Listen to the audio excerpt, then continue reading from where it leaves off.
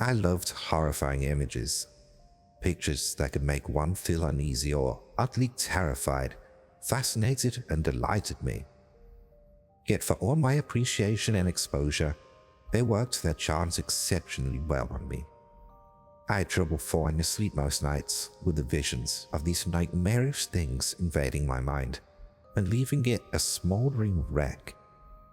From horror games to internet screamers to the illustrations of scary stories to tell in the dark, I had a host of things in my head to keep me up at night. I was enthralled and terrified by nearly all of them. The only exceptions were the images I'd created. It was the March of my junior year in high school. I loved working with a copy of Photoshop installed on our school-issued laptops, and I made photo manipulations relatively often. The only thing they had in common was a complete lack of terror. One day, I set out to change that. I had wanted for a long time to test my ability to frighten with imagery. I had already established a reputation as a teller of terrible tales.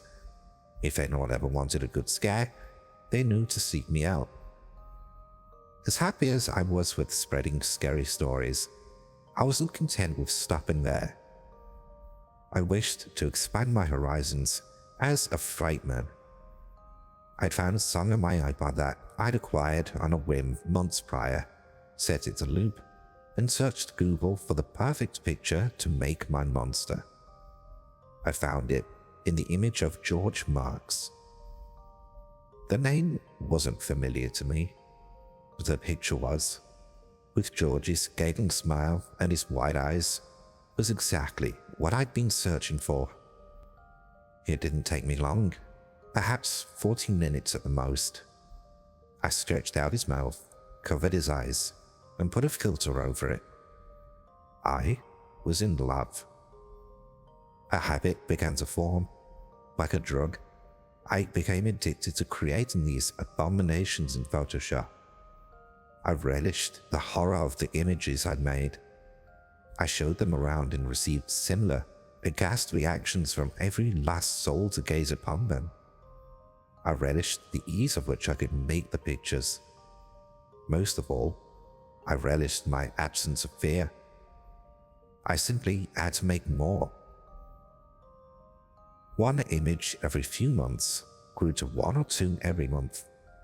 From there, I began making one every week. Before I knew it, I was making one of these images almost daily. As time wore on, I began referring to these images as my children. I had a folder filled with dozens of my children named Mirth. I loved them dearly. They were macabre, hellish, and all mine. I was barely 20.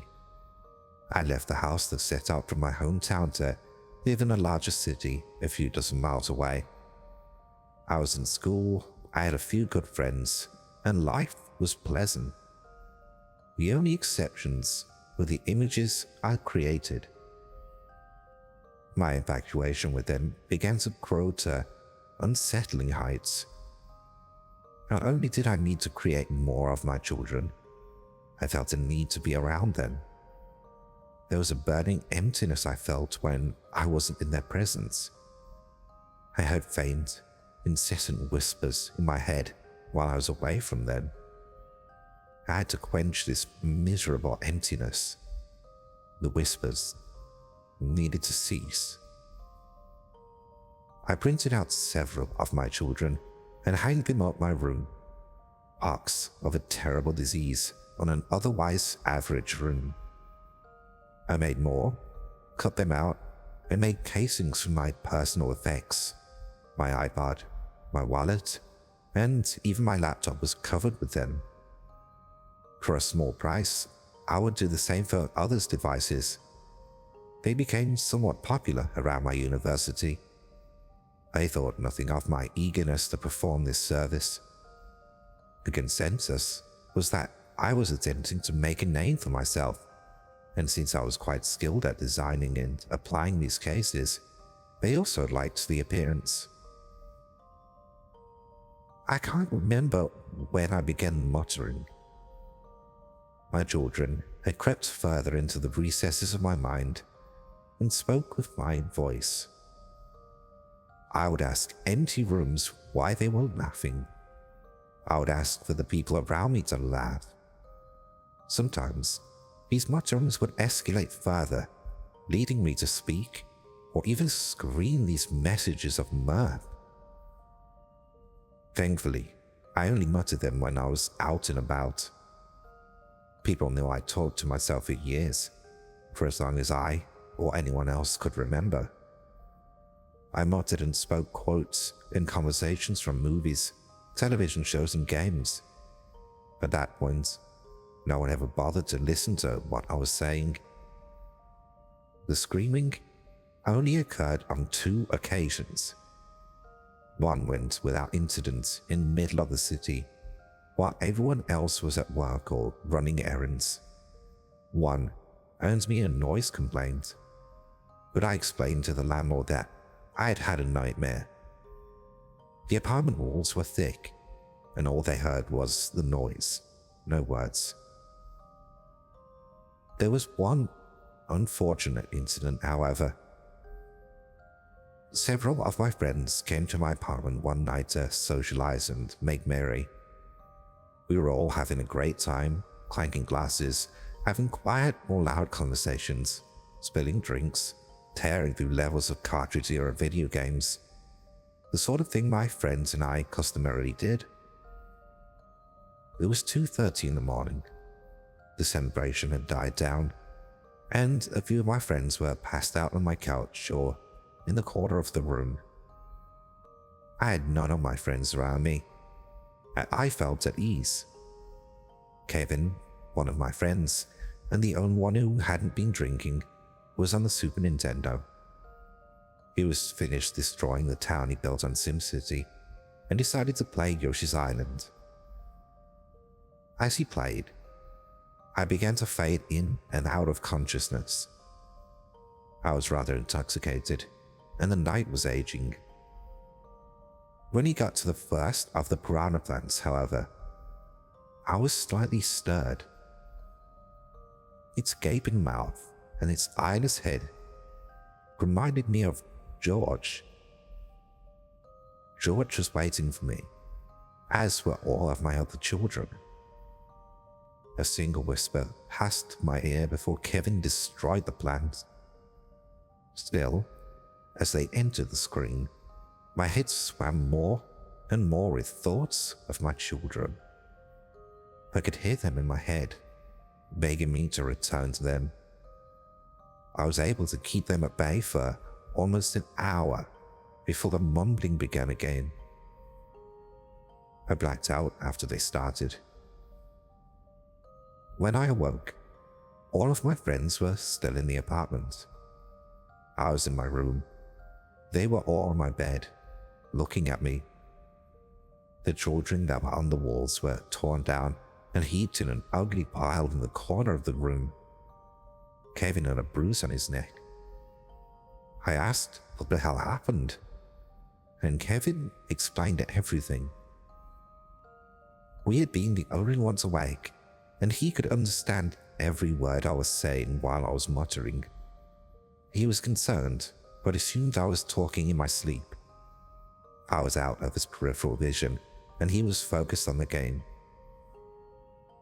After I began to vocalize my wishes of laughter, he put the game on pause to stare at me. I wouldn't be silenced, in spite of his requests to cease. "Laugh," I begged him. "Why aren't you laughing, child?" After a moment of silence, I grabbed him by his throat, and at the top of my lungs, I demanded he laugh. Being stronger than me, he broke free of my grip and restrained me. I shook and thrashed in the chair for 20 minutes before blacking out. My friends were indeed concerned. They asked if I remembered what I was talking about. I told them about our mutual need for one another. Of course, they issued forth more concern. While I was restrained, they turned on my computer. They demanded my logging information for it, and I begrudgingly divulged, knowing exactly what they were about to do. They recoiled from the screen as they were greeted by George, who is now my desktop background. They quickly reset George and had him replaced by the default background. I watched as they deleted Mirth, sending it to the recycling bin and deleting it permanently from the green hills and blue sky that was my background.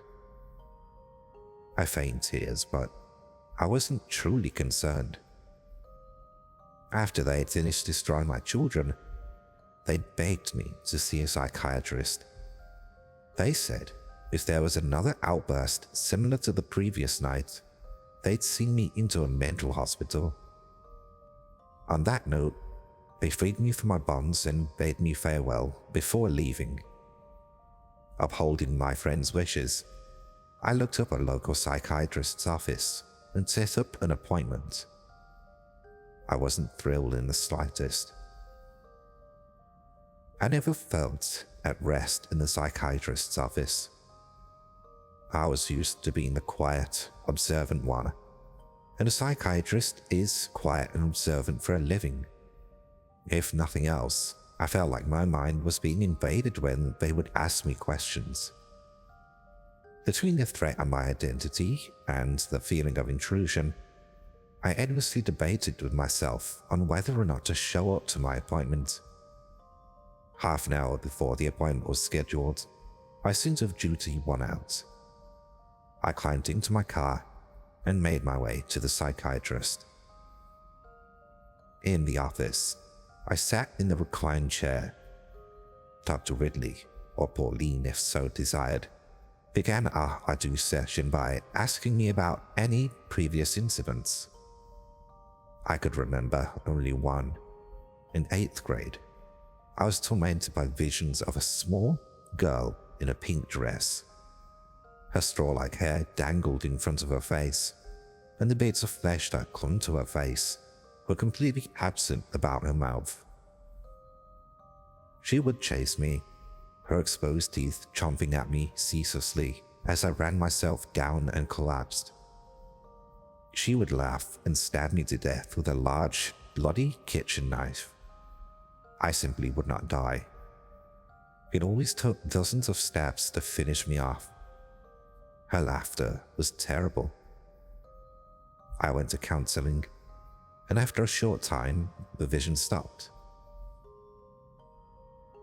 After making some scribbles on the clipboard, she smiled and calmly asked me to explain everything about what was going on in my head now. I weaved for her the riveting yarn about my ordeal with my children, and she did exactly as I'd expected. She sat, nodded, scribbled something down on a clipboard, studied my face, scribbled, nodded, and studied all the way through my story in a methodical and agonizingly monotonous way. I almost hoped she'd stop me in the middle of my story and ask other questions, other explanations, hell, give me a hug, something. She said she would research what I've told her and cross-reference any existing previous cases to determine a course of treatment. Almost pleasantly surprised, I smiled and nodded, thanked her, got the hell out of that clinic, and drove home. However, close to being pleasantly surprised I was still bitterly disappointed.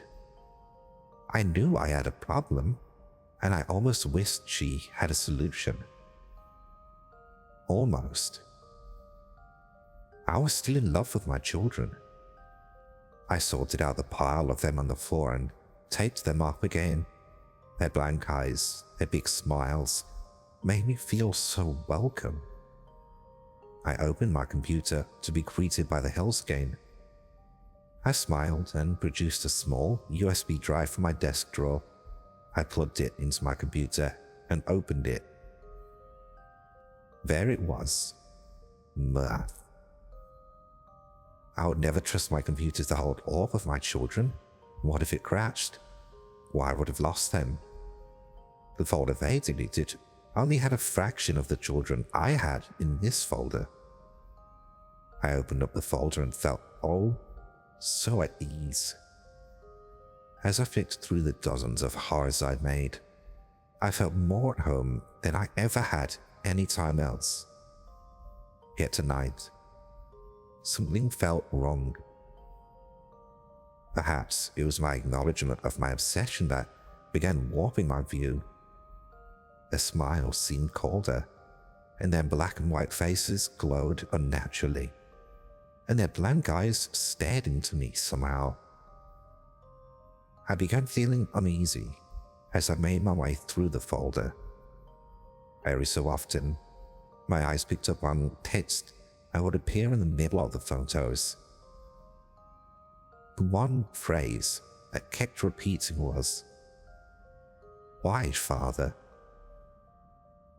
The more I scrolled and browsed my children, the more my blood began to chill and my skin began to crawl. Other text began to appear. "We loved you. We trusted you. And Father, love us," hopped up with increasing frequency. I don't know why I kept scrolling. I felt like I was tumbling down a spiral staircase, and I could only stop when I reached the bottom. The last photo was of me. It was amazing. It was in full color. My eyes were sewn shut, and my jaw stretched far below my neck. My lips were peeled back in mirth to expose long, discolored teeth. It was beautiful, brilliantly executed, and it made me scream. I didn't make this. I didn't. I'm not sure what actually happened after that. The line between reality and delusion blurred. My mind completely derailed. The photo on the screen twisted and contorted at grotesque angles and in inhuman fashions. "Love us again," it shouted in a tremulous, inhuman voice. I fell out of my chair, wailing. I landed on my back and stared up at my walls, from where all of my children stared down and laughed. In unison, they all began to chant, "We do not love you anymore, Father. Why aren't you laughing?" they bellowed. They laughed and screamed, and their blank eyes ripped open to drip blood on my face. Their faces drew closer and closer to mine. I knew it had to be a psychotic delusion, but was it? How could I be sure? I scratched at my face madly before digging my fingers into my sockets to pluck my eyes out and I woke up. There were no screams, only whispers. I could hear my children whispering to me. Their voices slipped into my ears, ever so gently. "We don't love you. You should be laughing. Laugh, Father." I laid in a wretched agony for what could have passed as an eternity. I went to rub my eyes before I realized that they were still in my palms. I chuckled as I tossed them out of my hands. I'm not sure when my neighbor had come into the room. He was a middle-aged widower that wasn't usually home. I have no idea why he had come. I felt his eyes burn with agonized concern. He murmured uncontrollably, begging to know what I had done, why I had done it. All the typical things a caring bystander would ask. What life I had left now was going to be miserable, dark, and cold. The only exceptions were the images I had created. I smiled. I leapt up, grabbed him by the neck, choking the life from his body, as I whispered through a mirthless grin. Why not laugh, child? Why aren't you laughing? I laughed, mirthfully.